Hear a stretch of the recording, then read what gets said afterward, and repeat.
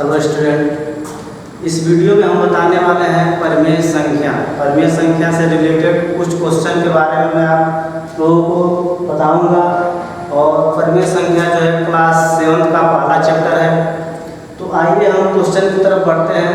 पहला जो क्वेश्चन है दिया है, निम्नलिखित पूर्णांकों को परिमेय संख्याओं के रूप में लिखिए जिसका हर 1 है।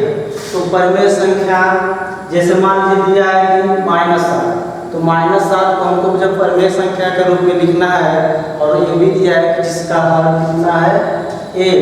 करना कुछ नहीं है, जैसे -7 है तो -7 और इसका हर क्या हो जाएगा 1, यानी कि बट्टे में क्या रहेगा 1। 11 है तो अंश 11 ही रहेगा। जो दिया है ये सब अंश है और सबका हर कितना आएगा 1, तो 11/1।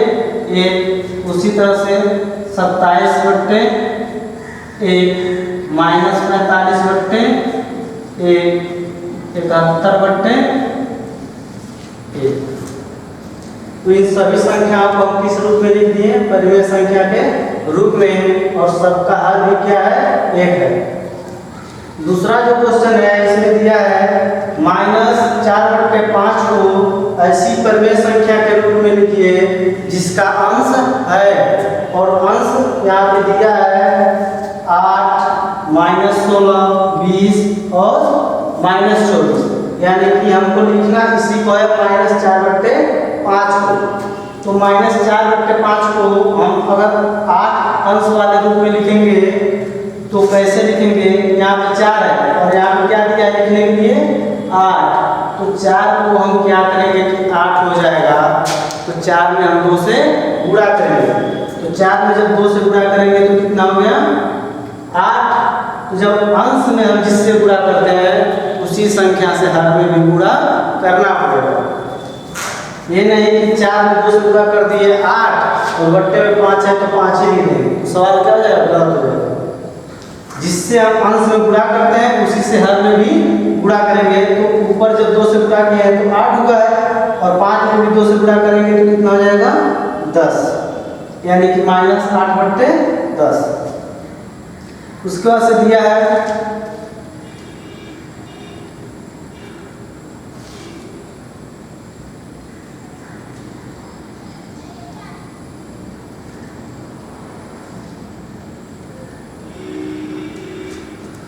अंश कितना होना चाहिए -16, यानी कि -4/5। तो 4 में हम किससे गुणा करेंगे कि 16 हो जाएगा। 4 में 4 से गुणा करेंगे, 4 चौको 16, यानी कि जब -16 होगा तो 5 में हम क्या करेंगे 4 से गुणा करेंगे, तो 5 चौको 20।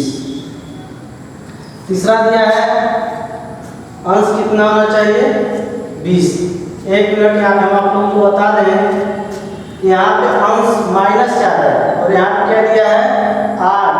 तो ये प्लस में है, क्योंकि ये माइनस में है तो हमको -2 से गुणा करना पड़ेगा। तो -2 से जब गुणा करेंगे तो माइनस माइनस कैंसिल हो जाएगा और 4 गुना 8। यहाँ पे अंश प्लस में होगा और हर जो है वो माइनस में होगा। हमको अंश के अनुसार ही चलना है। और यहाँ पे करना तो कुछ नहीं, यहाँ पे देखिए -16 लाना था, तो यहाँ पे माइनस पहले से ही है, केवल हमको 4 से ऊपर और नीचे अंश और हर में गुणा करना था। तीसरा क्वेश्चन है 20। तो -4 को हम 20 कैसे बनाएंगे, जब -5 से गुणा करेंगे तब। तो माइनस से माइनस कैंसिल हो जाएगा और 4 बचे 20। जब अंश में हम -5 से गुणा कर रहे हैं तो हर में भी -5 से गुणा करेंगे, 5 बचे 25, चूंकि माइनस है तो क्या हो जाएगा -25। इसके बाद है क्वेश्चन -24। तो देखिए आप 4 से 24 कैसे आया है, माइनस यहाँ पे भी है माइनस यहाँ पे भी है, तो इसमें कोई अंतर नहीं है, यहाँ पे माइनस लिख देते हैं। अब 4 से 24 कैसे आया है, 4 छके 24, तो 6 से गुणा होगा। अंश में जब क्या करेंगे 6, हर में भी क्या करेंगे 6 से गुणा करेंगे, तो 5 से कितना हो गया 30। तो हो गया। जैसे यहाँ पे दिया था कि 4/5 को ऐसी परिमेय संख्या के रूप में लिखिए जिसका अंश है 8 बढ़ते में क्या हो गया -10। जब इसका अंश -16 होगा तो इसका हल कितना हो जाएगा 20। अब -4/5 का अंश जब 20 होगा तो उसका हल कितना हो जाएगा -25। और जब -4/5 का अंश -24 होगा तो उसका हल कितना होगा 30। तो बढ़ते हैं अगले क्वेश्चन की तरफ।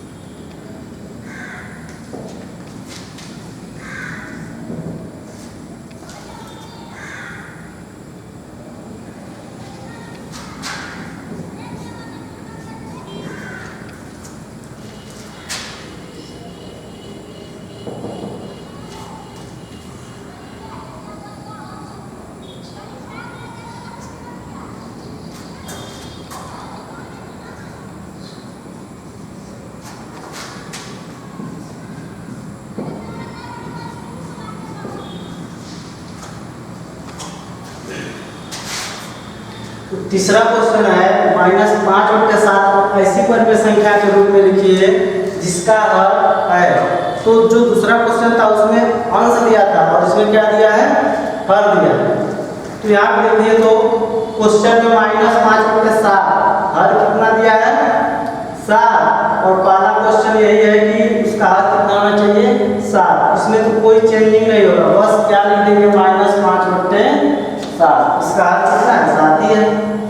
अब देखिए हल कितना होना चाहिए -14, चूंकि हर इसमें है प्लस में, तो प्लस को माइनस में करने के लिए क्या करेंगे, पहले तो माइनस से गुणा करेंगे, उसके बाद से 7 गुना 14, 2 से गुणा हुआ यानी कि -2 से गुणा हुआ।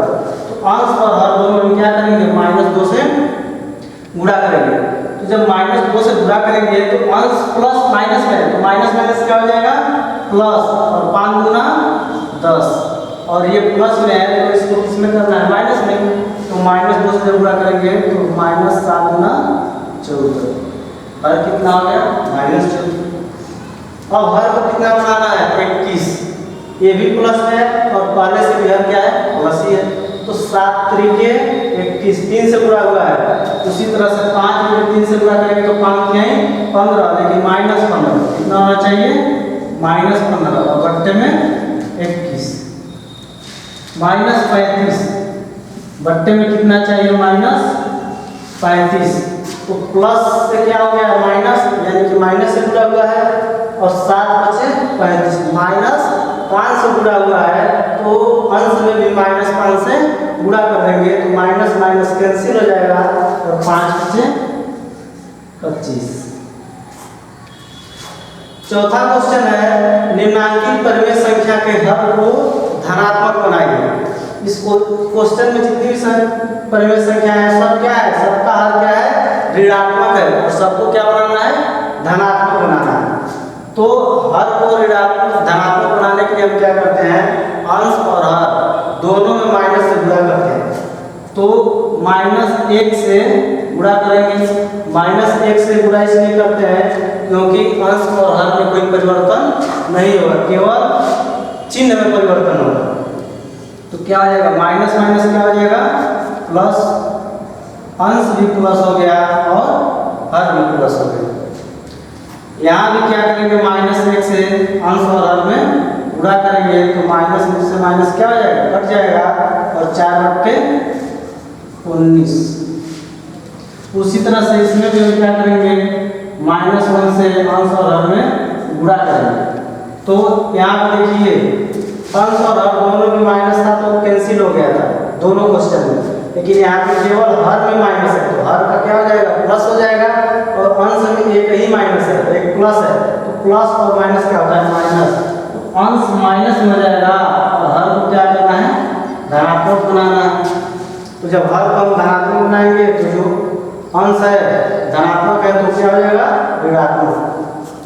अब 7/-13, इसमें भी हम क्या करेंगे -1 से गुणा करेंगे अंश और हर में, इसका भी अंश माइनस हो जाएगा -7, और हर कितना हो जाएगा 13। तो सबका हर क्या हो गया धनात्मक हो गया। अब चलिए देखिए अगला क्वेश्चन।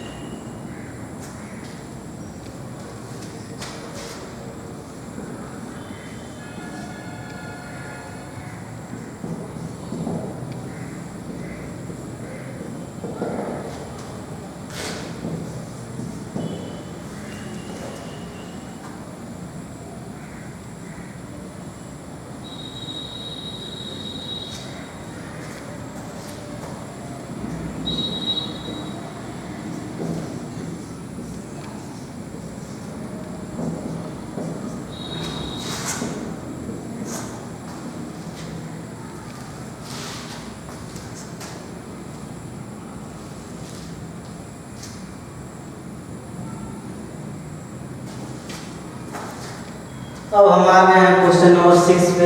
क्वेश्चन 5 को हम छोड़ रहे हैं इसलिए क्वेश्चन 4 में क्या था, उसमें हर को धनात्मक बनाना था, आंसर हर उसमें हर को क्या करना था, धनात्मक बनाना था।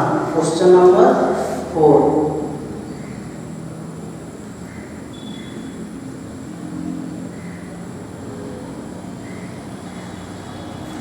उसमें हर को धनात्मक बनाना था और क्वेश्चन नंबर 5 में क्या है, अंश को धनात्मक बनाना है। तो हो जाएगा।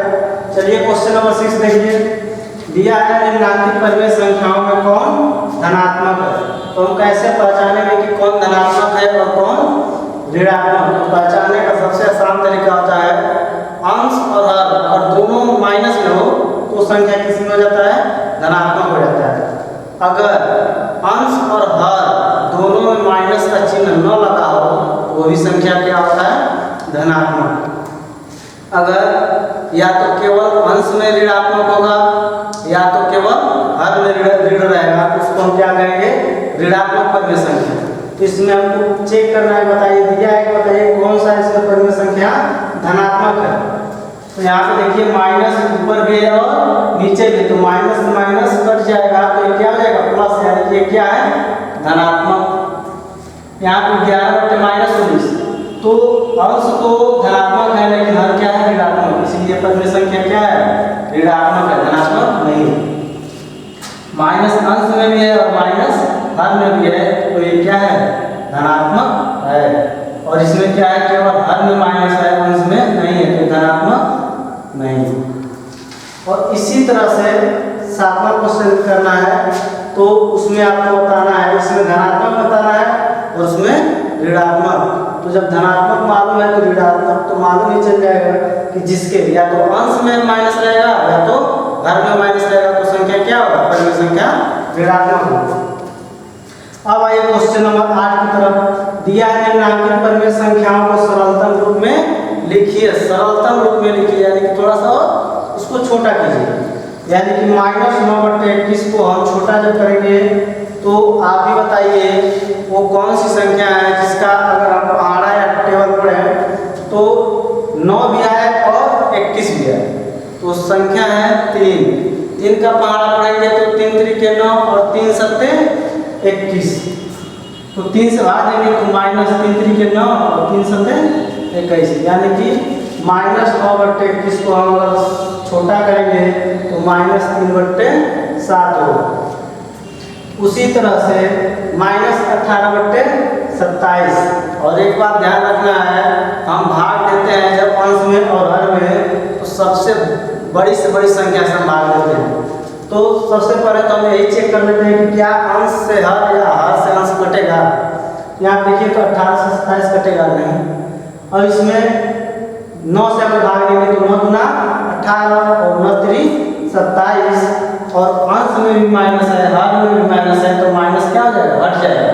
और 9 गुना 18 9 3 27, तो -18/-27 का सरलतम रूप क्या होगा, 2/3। अब दिया है 21/-36, तो कौन सी संख्या है जिसका टेबल पढ़े तो 21 भी है और 36 भी है, तो 3 ही है, 3 7 21, और 3 से भाग देंगे तो 12 36, 7/-12। और इसमें किससे भाग देंगे, 36 -36/64, तो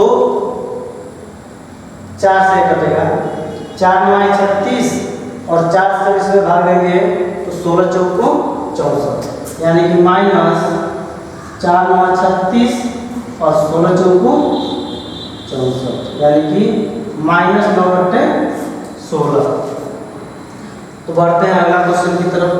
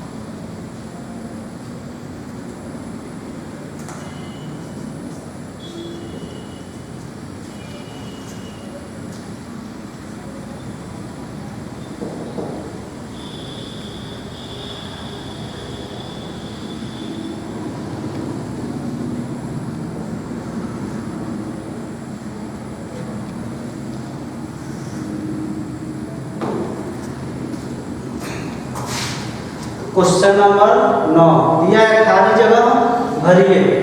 तो खाली जगह कैसे भरना है, 3 स्टेप में दिया है। जैसे दे देगा इतना बराबर इतना बराबर इतना, 3 स्टेप है। तो इस तीनों में से कोई एक दिया होगा जिसका अंश और हर दोनों हमको मालूम होगा। इसमें देखिए तो पहले वाले का अंश और हर दोनों हमको मालूम है। अंश -3 है और हर कितना है 4। इसी के हिसाब से हमको सबको भरना है। तो यहाँ पे हर कितना है 4 और यहाँ पे कितना है -20। तो 4 से -20 कैसे हुआ है, 4 बच्चे 20 और यहाँ प्लस है, यहाँ पे माइनस है, यानी कि -5 से जुड़ा हुआ है। तो अभी क्या हुआ है 4 बच्चे 20 -20। तो -5 से जब हर में जुड़ा हुआ है तो -5 से भी अंश में जुड़ा करेंगे, यानी कि माइनस माइनस प्लस 5×15। उसी तरह से यहाँ पे देखिए 4 सत्ते 28, 7 से जुड़ा हुआ है, 3 सत्ते 21 और माइनस है तो -21। यहाँ पे देखिए -5/-8। अब ये -8 से क्या हो गया है +24। तो जब माइनस से जुड़ा होगा तभी प्लस होगा। तो 8 तरीके 24, -3 से जुड़ा हुआ है इसमें। तो -3 से अंश में भी जब पूरा करेंगे तो माइनस माइनस प्लस और 5×15। अब यहाँ पे देखिए 5 बचे 25, 5 बचे 25, 5 से जुड़ा हुआ है और यहाँ पे माइनस है और यहाँ पे क्या हो गया है प्लस, यानी कि -5 से जुड़ा हुआ है। तो -5 से इसमें भी जब पूरा करेंगे तो माइनस माइनस प्लस हो जाएगा। 8 बचे 40, 7 बचे -1। तो अंश प्लस में है तो 7 गुना 14, लेकिन -14 आया है, यानी कि -2 से जुड़ा हुआ है। तो -2 से जब हर में पूरा करेंगे तो माइनस माइनस प्लस और 9 दूना 18, 7 बचे 35। किससे जुड़ा हुआ है अंश में 5 से जुड़ा हुआ है।